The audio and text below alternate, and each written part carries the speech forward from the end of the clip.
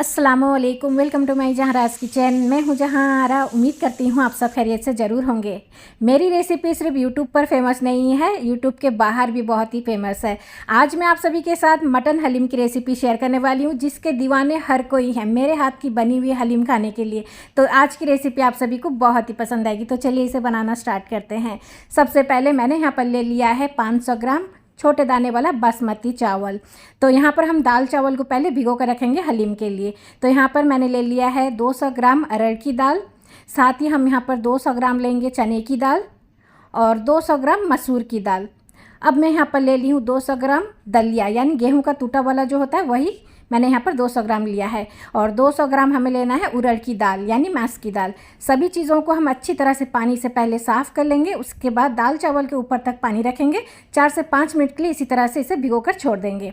यहाँ पर मैंने कुकर लिया है, जिस पर 500 ml डाल दूँगी रिफाइंड ऑयल। तेल को मैं यहाँ पर इस तरह से छान कर डाल रही हूँ, क्योंकि रमज़ान है, इफ्तार में तेल की ज़रूरत होती रहती है। तो यहाँ पर मैं बचा हुआ तेल का इस्तेमाल कर रही हूँ। तेल के गर्म होते ही 500 ग्राम प्याज को मैंने यहाँ पर ऐड कर दिया है। थोड़ा सा नमक ऐड कर दी हूँ, ताकि प्याज अच्छी तरह से जल्द फ्राई हो जाए। हमें प्याज को फ्राई कर लेना है हाई फ्लेम पर, लाइट गोल्डन कलर होने तक, यानी बरिस्ता तैयार कर लेंगे। जब बरिस्ता तैयार हो जाएगा प्याज का, उसके बाद हम इसे तेल से छान कर निकाल देंगे। तो यहाँ पर थोड़ा सा शूट करने में प्रॉब्लम हो गया था, तो यहाँ पर मैं आप लोगों को क्लियरली बता देती हूँ। तला हुआ प्याज निकालने के बाद थोड़ा सा तला हुआ प्याज आपको कुकर पर छोड़ देना है। उसके बाद यहाँ पर 2 किलो बोनलेस मटन ऐड करना है, 6 से 7 चम्मच अदरक लहसुन का पेस्ट, 8 से 10 हरी मिर्च और 1 बंच लेना है हरा धनिया, 1 बंच लेना है पुदीने के पत्ते। सभी चीज़ों को हम अच्छी तरह से फ्राई करेंगे 4 से 5 मिनट के लिए हाई फ्लेम पर। तो यहाँ पर आप थोड़ा सा एडजस्ट कर लीजिएगा, मैंने क्लियरली बता दिया है। 4 से 5 मिनट के बाद हमें यहाँ पर डाल देना है 1 चम्मच हल्दी पाउडर, 1 चम्मच लाल मिर्च पाउडर, 1 चम्मच कश्मीरी लाल मिर्च पाउडर, साथ ही 4 चम्मच धनिया पाउडर, 4 चम्मच जीरा पाउडर। अब मैं यहाँ पर 2 चम्मच डाल देती हूँ नमक। अब हमें क्या करना है, मसालों से तेल छोड़ने तक अच्छी तरह से मटन की हम भुनाई कर लेंगे। अब मैं यहाँ पर डाल देती हूँ 200 ग्राम दही।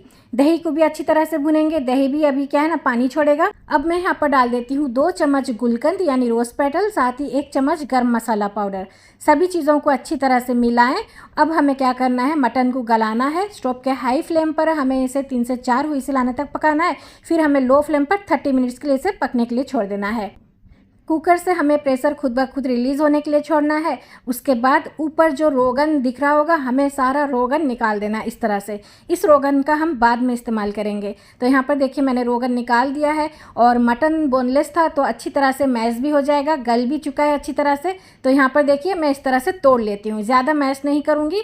तो मैं यहाँ पर रेशेदार हलीम नहीं बनाने वाली हूँ, तो इस तरह से हल्का हल्का मैंने मैश कर लिया है। अब कुकर से मैं मटन को खाली कर लेती हूँ, यानी अलग बर्तन पर निकाल दूँगी। अब हमें उसी कुकर पर दाल चावल ऐड कर देना है। दाल चावल अच्छी तरह से फूल चुका है, इसे एक बार पानी से साफ़ कर लें। इस तरह से हमें कुकर में ऐड कर देना है। मैं यहाँ पर 2 कुकर का इस्तेमाल करने वाली हूँ, एक कुकर में सारा दाल चावल नहीं पकेगा। तो बड़े से कुकर में अब मैं यहाँ पर 2 लीटर पानी ऐड कर दी हूँ। इसी के साथ हमें अच्छी तरह से इसे मिला लेना है। अब मैं यहाँ पर कुछ मसाले ऐड करूँगी, जैसा कि हमें लेना है 8 से 10 हरी मिर्च, 2 चम्मच भरकर हमें लेना है नमक, आधी चम्मच के करीब हमें लेना है हल्दी पाउडर और 1 चम्मच लेना है लाल मिर्च पाउडर। सभी चीज़ों को अच्छी तरह से मिलाएं। स्टोव का फ्लेम हाई कर लें। और अब मैं यहाँ पर डाल देती हूँ 4 बड़े साइज़ का टमाटर रफली चॉप करके ऐड कर दें। अब हमें क्या करना है, अच्छी तरह से जब एक खौलने लगेगा उसके बाद हमें कुकर का लीड लगाना है, उसके पहले नहीं। यहाँ पर देखिए अच्छी तरह से खौलने लगा है। अब मैं कुकर का लीड लगा देती हूँ। स्टोव के हाई फ्लेम पर 2 व्हिसल आने तक पकाएं।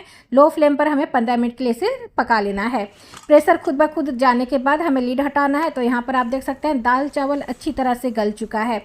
पानी मैंने परफेक्ट दिया हुआ था, तो यहाँ पर मैंने 2 कुकर में उसी तरह से मसाले डालकर पका लिया है। तो यहाँ पर हमारा दाल चावल अच्छी तरह से पक चुका है। अब मैं यहाँ पर एक बड़ा सा देगची ले ली हूँ, जिस पर मैं ट्रांसफ़र कर लूँगी दाल चावल पका हुआ।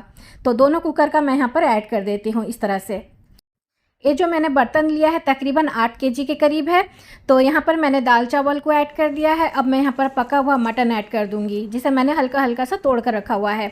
साथ ही हम यहाँ पर डाल देंगे 1 लीटर गर्म पानी। ठंडा पानी बिल्कुल भी नहीं डालिएगा, गर्म पानी ऐड कीजिएगा। अच्छी तरह से मटन को और दाल चावल को हम मिक्स कर लेंगे इस तरह से। अब मैं यहाँ पर डाल देती हूँ 2 कप भरा हुआ हरा धनिया, 2 कप हमें लेना है पुदीने के पत्ते।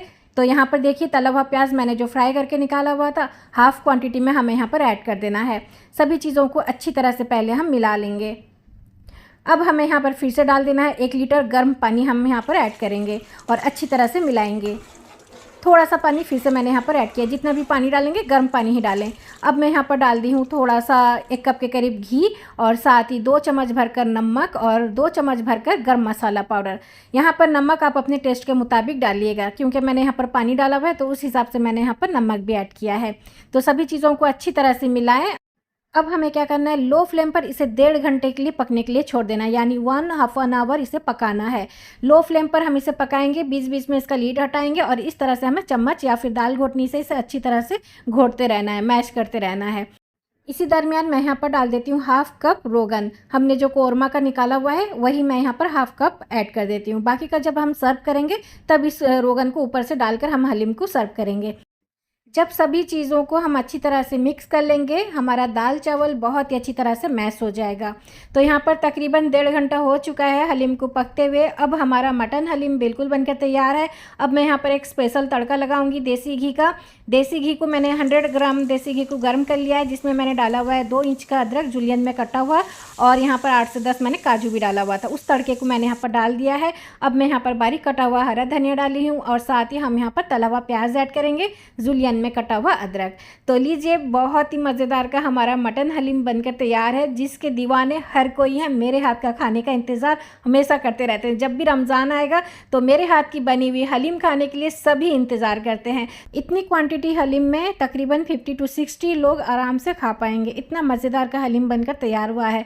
इस रेसिपी को ज़रूर ट्राई करके देखिए। रमज़ान जाने को कुछ ही दिन बचा हुआ है। अगर आपको बनानी है हलीम तो इस रेसिपी को फॉलो करके बना सकते हैं। कम से कम क्वांटिटी में भी मैंने रेसिपी शेयर किया हुआ है। अगर आपने नहीं देखा है तो एक बार ज़रूर जाकर देखिएगा। मेरे चैनल पर विजिट कीजिए, आपको रेसिपी मिल जाएगी। मटन हलीम, चिकन हलीम, जितनी भी क्वांटिटी में आपको बनानी है, एक बार mutton haleem by Zahra's kitchen या फिर chicken haleem by Zahra's kitchen on YouTube पर सर्च करें, आपको रेसिपी मिल जाएगी। तो चलिए मिलते हैं अपनी रेसिपी के साथ। अपना ख्याल रखें और मुझे दुआओं में याद ज़रूर रखें। अल्लाह हाफिज़।